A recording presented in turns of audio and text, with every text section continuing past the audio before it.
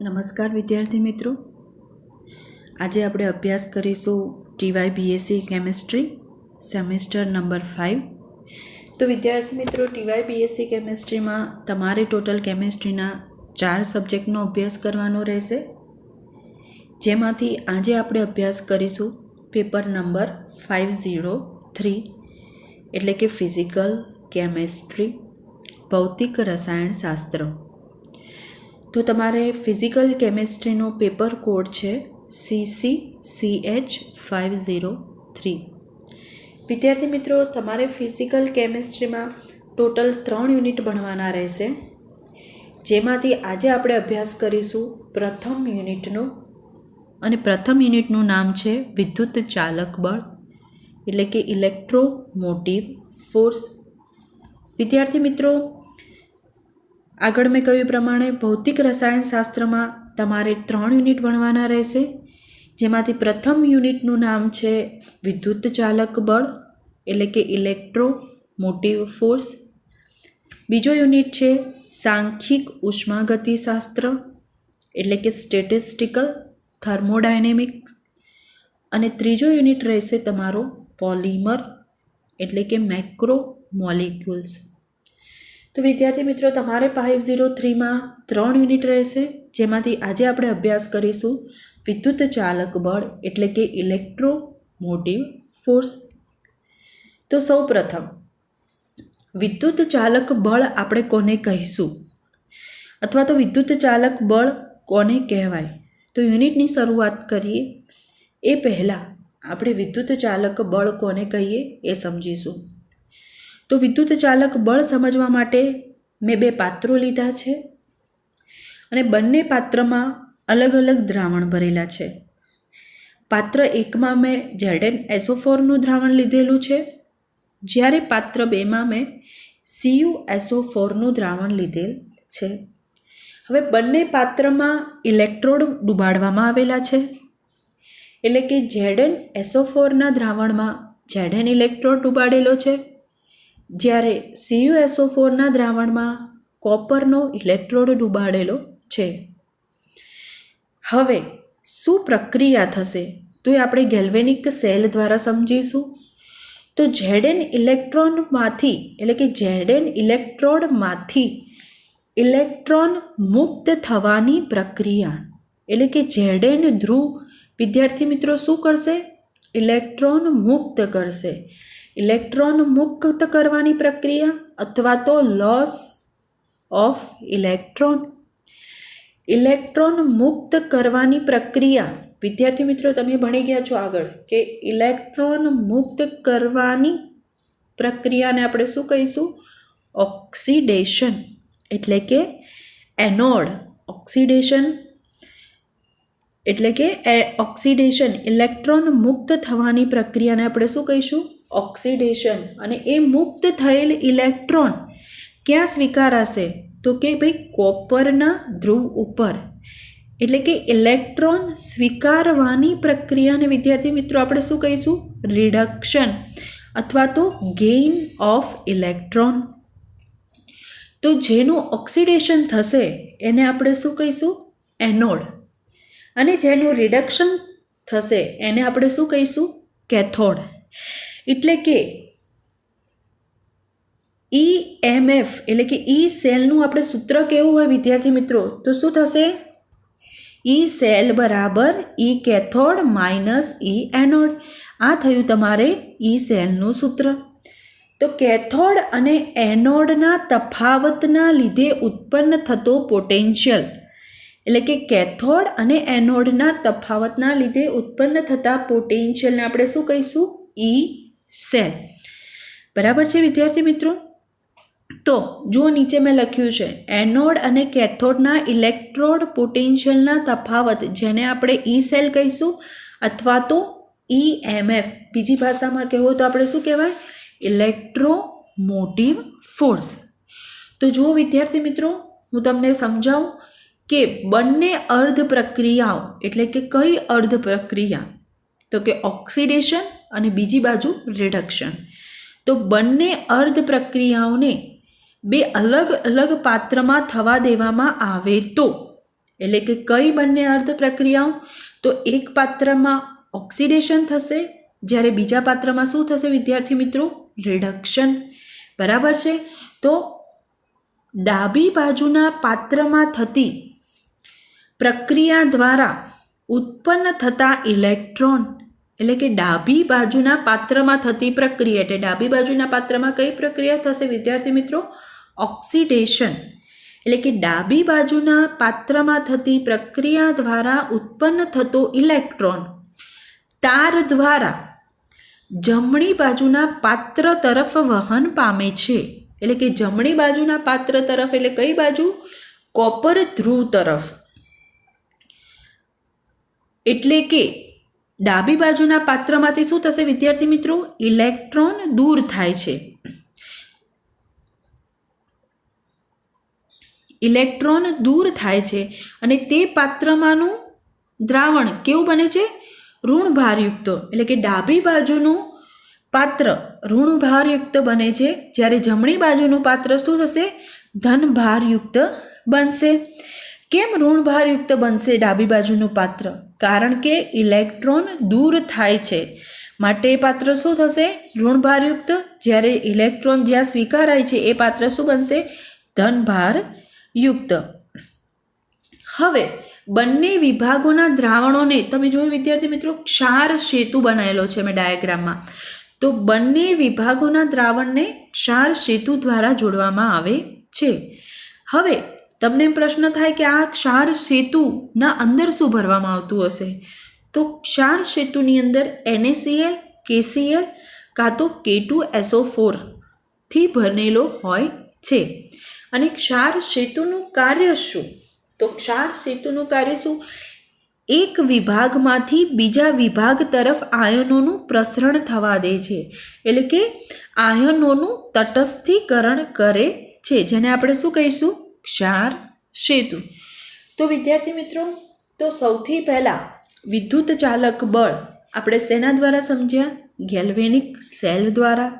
તો galvanic cell દ્વારા આપણે કઈ કઈ પ્રક્રિયા સમજ્યા? ઓક્સિડેશનની, એટલે કે લોસ ઓફ ઇલેક્ટ્રોન, એટલે કે ઇલેક્ટ્રોન મુક્ત થવાની પ્રક્રિયા, અને રિડક્શન એટલે કે ઇલેક્ટ્રોન સ્વીકારવાની પ્રક્રિયા.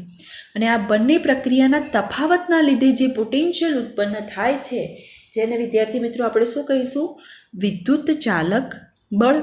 તો આ થયું તમારું વિદ્યુત ચાલક બળની બેઝિક માહિતી. હવે વિદ્યાર્થી મિત્રો આપણે આગળ વધીશું. તો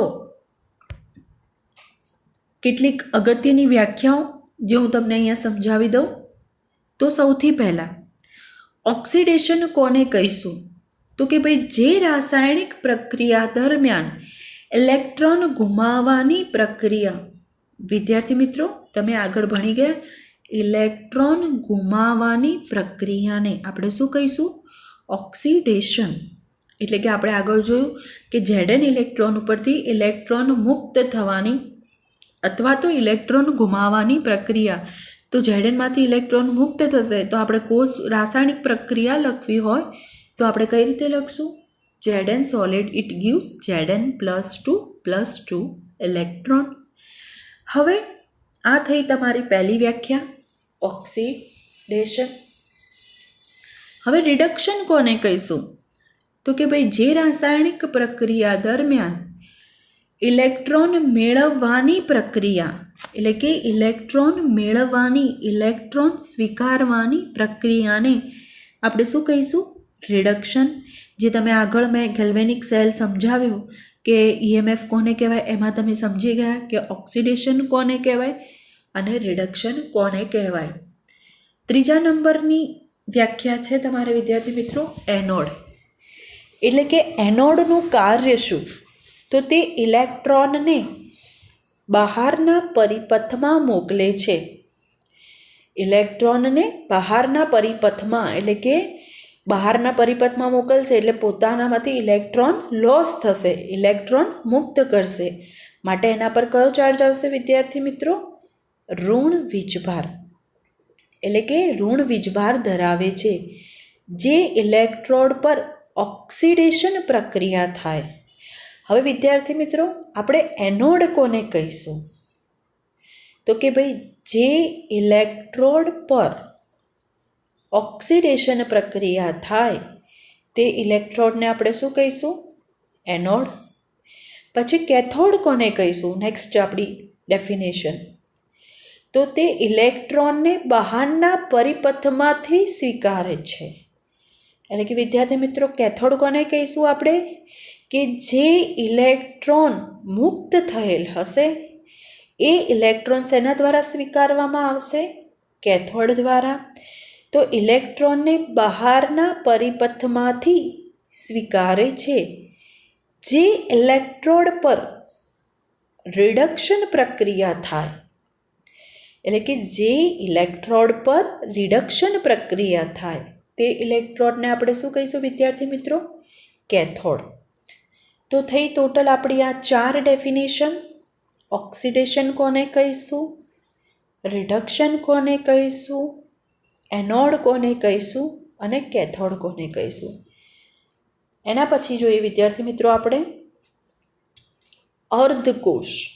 અર્ધ એટલે કે હાફ અને કોષ એટલે કે સેલ. તો હવે અર્ધકોષ એટલે શું?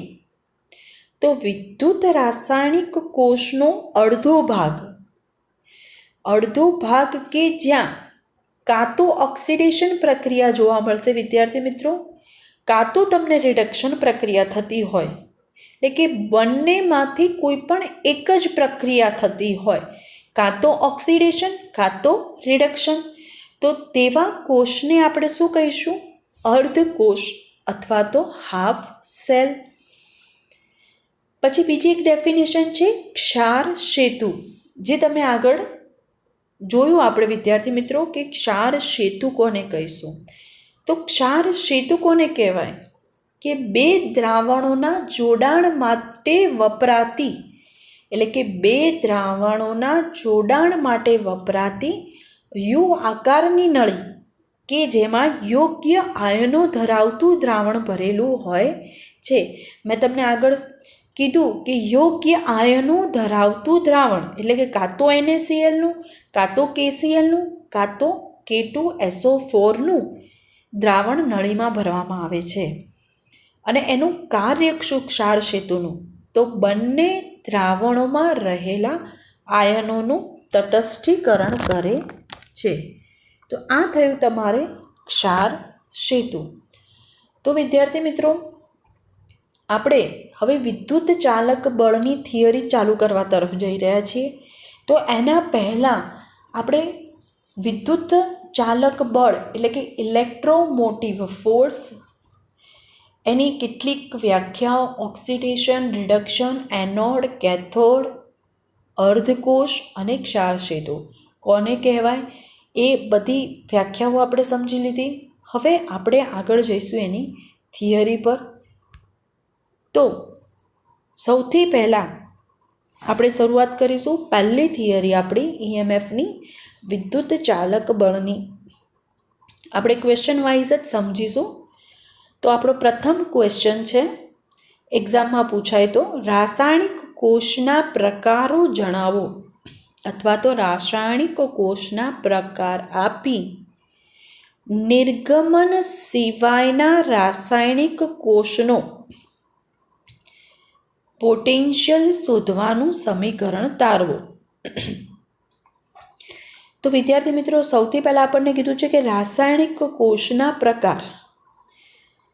તો રાસાયણિક કોષના તમારે 2 પ્રકાર ભણવાના રહેશે, જેમાંથી પ્રથમ પ્રકાર છે નિર્ગમન સિવાયનો રાસાયણિક કોષ, એટલે કે કેમિકલ સેલ વિધાઉટ ટ્રાન્સફરન્સ.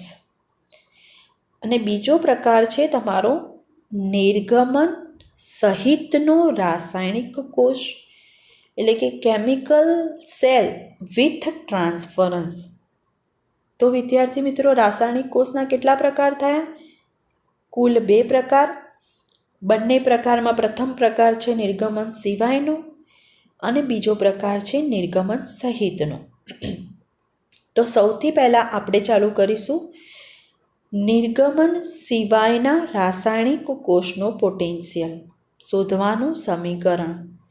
અથવા તો તમને આ રીતે ક્વેશ્ચન ના પૂછાય અને બીજી રીતે પૂછાય, કોષ આપી દીધો હોય PtH2 gaseous, HCl એક્વાયસ, AgCl solid અને Ag સોલિડ, આપેલા કોષનો પોટેન્શિયલ શોધવાનું સમીકરણ. તો વિદ્યાર્થી મિત્રો, તમને કોષ આપી દીધો હોય આ રીતનો PtH2 HCl AgCl Ag solid, અથવા તો તમને એમ કીધું હોય કે નિર્ગમન સિવાયના રાસાયણિક કોષનો પોટેન્શિયલ શોધવાનું સમીકરણ તારો. બંનેમાંથી કોઈ પણ એક રીતે તમને ક્વેશ્ચન પૂછાઈ શકે છે. તો હવે આપણે આ ક્વેશ્ચન તરફ આગળ વધીશું અને એને સમજીશું.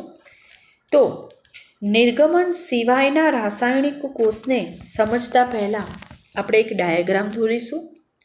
હવે ડાયાગ્રામમાં જુઓ વિદ્યાર્થી મિત્રો કે એક બાજુ હાઇડ્રોજન ધ્રુવ છે, જ્યારે બીજી બાજુ છે AgCl ધ્રુવ. હવે બંને ધ્રુવને એક જ પાત્રમાં રાખવામાં આવેલ છે. હવે બંને ધ્રુવને એક જ પાત્રમાં રાખેલ છે અને પાત્રના અંદર HClનું દ્રાવણ ભરવામાં આવે છે. તમે જોઈ રહ્યા છો વિદ્યાર્થી મિત્રો ડાયાગ્રામમાં કે એક બાજુ હાઇડ્રોજન ધ્રુવ અને એક બાજુ AgCl ધ્રુવ, અને બંને ધ્રુવને આપણે HClના દ્રાવણમાં ડીપ કરીશું. હવે આપણે આગળ ભણ્યા એ પ્રમાણે કે એનોડ ઉપર તમને કઈ પ્રક્રિયા જોવા મળશે વિદ્યાર્થી મિત્રો? ઓક્સિડેશન, એટલે કે ઇલેક્ટ્રોન મુક્ત થવાની પ્રક્રિયા. તો ઇલેક્ટ્રોન મુક્ત થવાની, તો હાઇડ્રોજન ધ્રુવ પરથી ઇલેક્ટ્રોન મુક્ત થશે તો તમને શું મળશે? ઓક્સિડેશન, એટલે કે H+ ઇલેક્ટ્રોન. હવે આ જે મુક્ત થયેલ ઇલેક્ટ્રોન છે એ કયા ધ્રુવ દ્વારા સ્વીકારાશે? તો કે ભાઈ AgCl ધ્રુવ દ્વારા. હવે AgCl ધ્રુવ ઇલેક્ટ્રોનને સ્વીકારશે. હવે ઇલેક્ટ્રોન સ્વીકારશે તો એ પ્રક્રિયાને આપણે શું કહીશું વિદ્યાર્થી મિત્રો? રિડક્શન. એટલે કે કેથોડ ઇલેક્ટ્રોન સ્વીકારાશે તો એના પર કયો ચાર્જ આવશે વિદ્યાર્થી મિત્રો? Positive charge. તો મારે એની પ્રક્રિયા લખવી હોય તો હું શું લખીશ? AgCl સોલિડ પ્લસ ઇલેક્ટ્રોન, કાંઈ એ પોતે ઇલેક્ટ્રોન સ્વીકારે છે. It gives Ag solid plus Cl એક્વાયસ. તો આ થયા વિદ્યાર્થી મિત્રો આપણા બે સમીકરણ. બરાબર છે. પહેલું સમીકરણ આપણે ઓક્સિડેશનનું લખ્યું, જ્યારે બીજું સમીકરણ આપણે દર્શાવ્યું રિડક્શનનું. હવે મારે કુલ કોષ પ્રક્રિયા દર્શાવવી હોય વિદ્યાર્થી મિત્રો તો હું કેવી રીતે દર્શાવીશ? 1/2 H2 gas plus AgCl solid, it gives Ag solid plus HCl. મેં HCl અહીંયા ભેગું લખ્યું છે વિદ્યાર્થી મિત્રો, H+ એક્વાયસ પ્લસ Cl માઇનસ, એની જગ્યાએ મેં શું લખી દીધું છે અહીંયા? HCl એક્વાયસ. તો આ થયું તમારું કુલ કોષ પ્રક્રિયા માટેનું સમીકરણ.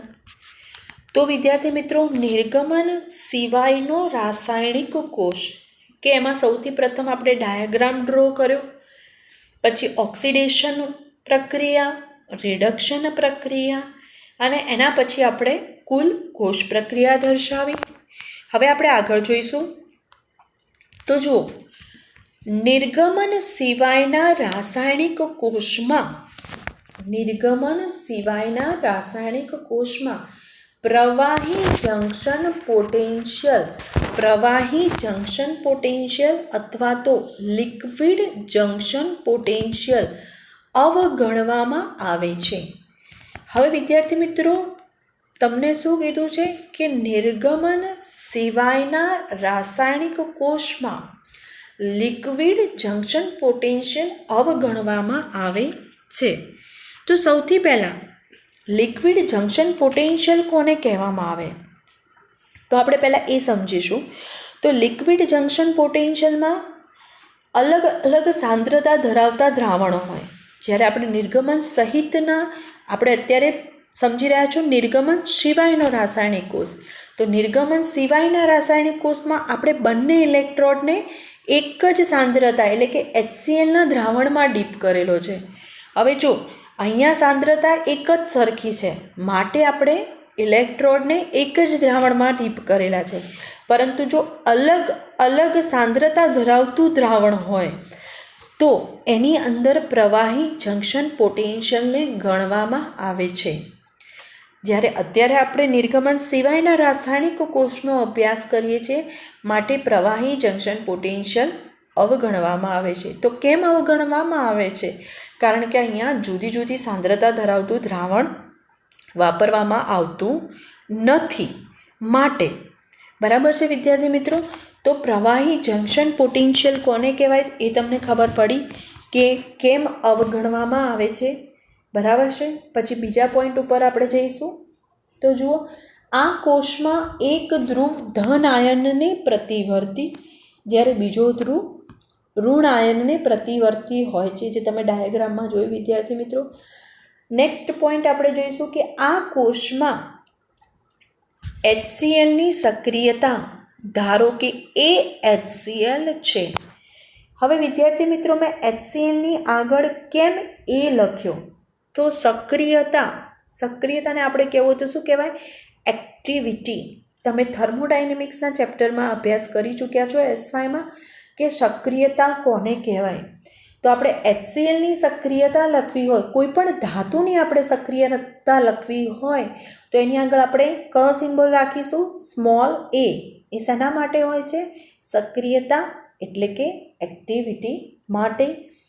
તો HClની સક્રિયતા ધારો કે AHCl છે, જ્યારે ડાબી બાજુ HClના દ્રાવણમાં એટલે કે ડાબી બાજુ HClના દ્રાવણમાં pH2 આંશિક દબાણ ધરાવતો હાઇડ્રોજન ધ્રુવ ડૂબાડેલ છે. હવે વિદ્યાર્થી મિત્રો, કેમ આપણે હાઇડ્રોજન આગળ P લખ્યો? કેમ આપણે A ના દર્શાવ્યો? તો હાઇડ્રોજન એ એક વાયુ ધ્રુવ છે, માટે એની આગળ A લાગશે નહીં. એની આગળ શું લાગશે? P, એટલે કે આંશિક દબાણ ધરાવતો. હાઇડ્રોજન એ વાયુ ધ્રુવ હોવાથી એની આગળ આપણે શું મૂકીશું? P. તો ડાબી બાજુ HClના દ્રાવણમાં pH2 આંશિક દબાણ ધરાવતો હાઇડ્રોજન ધ્રુવ ડૂબાડેલ છે. અને તે જ પ્રમાણે એ જ HClના દ્રાવણમાં જમણી બાજુ કયો ધ્રુવ ડૂબાડેલો છે વિદ્યાર્થી મિત્રો? AgClનો ધ્રુવ. તો HClની સક્રિયતા વિદ્યાર્થી મિત્રો શું થશે? AHCl. પછી હાઇડ્રોજન આગળ આપણે pH2 આંશિક દબાણ ધરાવતો હાઇડ્રોજન ધ્રુવ ડૂબાડેલો છે. કેમ P લખીએ છીએ? કારણ કે હાઇડ્રોજન એ વાયુ ધ્રુવ છે, માટે આપણે એની આગળ શું લખીશું? P. અને તે જ પ્રમાણે જમણી બાજુ AgClનો ધ્રુવ પણ HClના જ દ્રાવણમાં ડૂબાડેલો છે. હવે હાઇડ્રોજન ધ્રુવ એટલે કે હાઇડ્રોજન ધ્રુવ કયા આયનોને પ્રતિવર્તી હશે વિદ્યાર્થીઓ મિત્રો? H+ આયનોને. જ્યારે AgCl ધ્રુવ Cl- આયનોને પ્રતિવર્તી રહેશે. એટલે કે હાઇડ્રોજન ધ્રુવ છે જે ડાબી બાજુનું એ H+ આયનોને પ્રતિવર્તી રહેશે, જ્યારે AgCl ધ્રુવ વિદ્યાર્થી મિત્રો Cl- આયનોને પ્રતિવર્તી રહેશે. હવે આ અર્ધકોષ માટેનો મારે પોટેન્શિયલનું સૂત્ર લખવું હોય તો આગળ વિદ્યાર્થી મિત્રો તમે ભણી ગયા કે તમારે એક સૂત્ર આવતું હતું, E_cell બરાબર E0 માઇનસ nRT/ln નિપજોની સક્રિયતા ભાગ્યા પ્રક્રિયકોની સક્રિયતા. આવું સૂત્ર તમે આગળ થર્મોડાયનેમિકમાં ભણી ગયા છો. તો એ સૂત્ર પરથી મારે આ સૂત્ર ઓક્સિડેશનનું લખવું હોય તો હું કઈ રીતે લખી શકું? તો E ઓક્સિડેશન બરાબર E0 1/2 H2H+. કારણ કે ડાબી બાજુ આપણે કયો ઓક્સિડેશન પ્રક્રિયા કયા ધ્રુવ પર થાય છે? તો હાઇડ્રોજન ધ્રુવ પર. તો E0 1/2 H2H+ માઇનસ nRT. પણ અહીંયા વિદ્યાર્થી મિત્રો ઇલેક્ટ્રોનની સંખ્યા આપણી કેટલી છે? 1. માટે n બરાબર શું થશે? 1. તો આગળ શું આવશે? RT/F ln નિપજોની સક્રિયતા એટલે કે H+ની સક્રિયતા એટલે કે AH+ ભાગ્યા pH2 1/2, જેને આપણે આપીશું સમીકરણ નંબર 4. પરંતુ વિદ્યાર્થી મિત્રો કે હાઇડ્રોજન H2H+ની વેલ્યુ કેટલી થશે? 0.0 વોલ્ટ, જે તમને આગળ SYમાં અભ્યાસ કરી ચૂક્યા છો. તો E0 H2H+ બરાબર શું થશે? 0.0 વોલ્ટ. તો એ આખું પદ તમારું જે આખું પદ છે H2H+ વાળું એ 0.0 થઈ જશે. તો તમને નવું સૂત્ર શું મળશે? E ઓક્સિડેશન બરાબર -RT/F ln AH+/pH2 1/2 ગેસિયસ. સમીકરણ નંબર 5 જે તમારું થયું E ઓક્સિડેશન માટેની સમીકરણ. હવે આગળ આપણે જોઈશું ઓક્સિડેશન માટેનું સમીકરણ તારવ્યું. હવે એના પરથી આપણે રિડક્શન માટેનું સમીકરણ લખીશું અને રિડક્શનના સમીકરણ લખ્યા પછી આપણે કુલ કોષ પ્રક્રિયા દર્શાવીશું, કારણ કે આપણે કુલ કોષનો પોટેન્શિયલ શોધવાનો છે. તો એ જ પ્રમાણે જે પ્રમાણે આપણે ઓક્સિડેશનનું સૂત્ર લખ્યું એ જ રીતે આપણે રિડક્શનનું સૂત્ર લખીશું. તો E રિડક્શન બરાબર E0 AgAgCl માઇનસ, અહીંયા પણ વિદ્યાર્થી મિત્રો ઇલેક્ટ્રોનની સંખ્યા કેટલી થશે? 1. તો RT/F ln A એટલે કે સક્રિયતા, Agની સક્રિયતા ગુણ્યા Clની સક્રિયતા. તો AAG solid into ACl minus upon પ્રક્રિયકોની સક્રિયતા.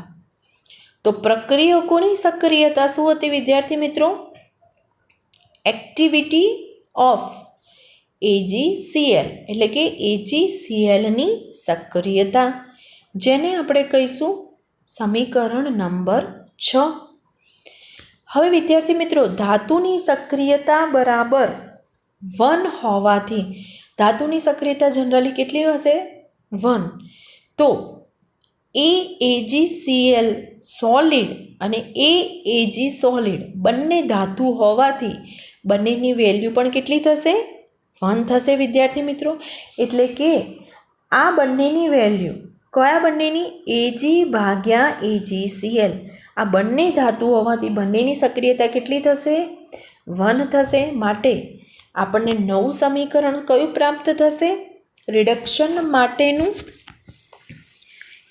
E રિડક્શન બરાબર E0 AgAgCl minus RT/F Ag solid ભાગ્યા AgCl સોલિડ 1 થઈ જશે.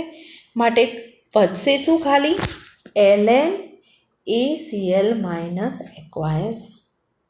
તો આ થયું વિદ્યાર્થી મિત્રો તમારું રિડક્શન માટેનું સમીકરણ. આગળ તમે મેળવ્યું એ ઓક્સિડેશન માટેનું, જ્યારે આ તમને મળ્યું એ રિડક્શન માટેનું સૂત્ર. હવે આપણો ક્વેશ્ચન શું હતો વિદ્યાર્થી મિત્રો? નિર્ગમન સિવાયના રાસાયણિક કોષનો પોટેન્શિયલ શોધવા માટેનું સમીકરણ. તો હવે ટોટલ કોષનો પોટેન્શિયલ આપણે દર્શાવવો પડશે. તો E સેલ કુલ કોષનો પોટેન્શિયલ માટેનું સૂત્ર શું થશે? E સેલ બરાબર E ઓક્સિડેશન વત્તા E રિડક્શન. હવે E ઓક્સિડેશન જેનું સૂત્ર તમે તારવ્યું આગળ શું હતું? -RT/F ln AH+ ભાગ્યા pH2 1/2 ગેસિયસ. તો આ જે થયું તમારું ઓક્સિડેશન માટેનું સૂત્ર. જ્યારે રિડક્શન માટેનું સૂત્ર શું હતું? E0 AgAgCl minus RT/F ln ACl minus aqueous, જેને આપણે કહીશું સમીકરણ નંબર 7. હવે આપણે આગળ જોઈશું. તો જે પોઝિટિવ જે પ્લસવાળું ચિહ્ન હતું એ પદને આપણે શું કર્યું વિદ્યાર્થી મિત્રો? આગળ લઈ દીધું. તો શું સૂત્ર આવશે? ECl બરાબર પોઝિટિવવાળું સૂત્ર કયું હતું આપણું? પોઝિટિવ ચાર્જવાળું. તો E0 AgAgCl minus RT/F ln AH plus aqueous ભાગ્યા PH2 1/2 gaseous form minus RT/F ln ACl minus. તો આ સૂત્રમાં આપણે શું કર્યું? પોઝિટિવ ચાર્જવાળું પદ આગળ લાવ્યું અને બે માઇનસવાળા પાછળ લખ્યા. હવે આ બંને સૂત્રમાંથી કોમન શું નીકળશે? તો RT/F અને RT/F એટલે કે માઇનસ RT/F ને આપણે શું કરશું? કોમન નીકાળીશું. તો નેક્સ્ટ સૂત્ર શું થશે આપણું? ECl બરાબર E0 AgAgCl minus RT/F ln AH plus aqueous into ACl minus aqueous ભાગ્યા PH2 1/2 ગેસિયસ ફોર્મ. હવે લોગના નિયમ પ્રમાણે આપણે શું કર્યું? ઇન્ટુ AH પ્લસ એટલે કે હાઇડ્રોજનની સક્રિયતા ગુણ્યા ક્લોરીનની સક્રિયતા.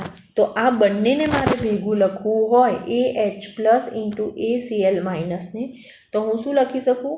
સક્રિયતા એટલે કે એક્ટિવિટી ઓફ HCl. તો નેક્સ્ટ મારું નવું સૂત્ર શું થશે?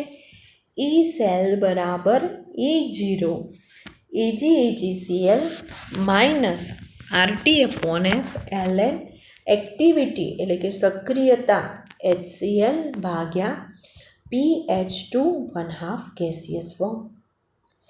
એટલે આ સમીકરણ ઉપરથી એટલે કે ઉપરોક્ત સમીકરણ એટલે કે સમીકરણ નંબર 8 પરથી તમે શું કહી શકો? તો કે ભાઈ કોષનો EMF, કયા કોષનો EMF? તો નિર્ગમન સિવાયના એટલે કે નિર્ગમન સિવાયનો રાસાયણિક કોષ શેના ઉપર આધાર રાખે? તો એક તો HClની સક્રિયતા એટલે કે એક્ટિવિટી ઓફ HClની સક્રિયતા ઉપર અને હાઇડ્રોજન વાયુના દબાણ એટલે કે PH2 હાઇડ્રોજન વાયુના દબાણ ઉપર કોષનો EMF આધાર રાખે છે. હવે આગળ જોઈએ વિદ્યાર્થી મિત્રો કે આપણે હાઇડ્રોજન વાયુ કેટલા વાતાવરણે એડ કર્યો હતો? તો કે ભાઈ એક વાતાવરણે. તો PH2 બરાબર એક વાતાવરણ લખીએ આપણે સમીકરણ નંબર 8 એટલે કે આપણે જે ઉપરોક્ત સમીકરણ દર્શાવ્યું એમાં. તો શું થશે? ECl બરાબર E0 AgAgCl minus RT/F ln AHCl એક્વાઇસ.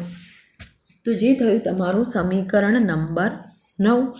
સમીકરણ નંબર 9 જે રહ્યું એ તમારા નિર્ગમન સિવાયના રાસાયણિક કોષનું પોટેન્શિયલ શોધવાનું સમીકરણ છે.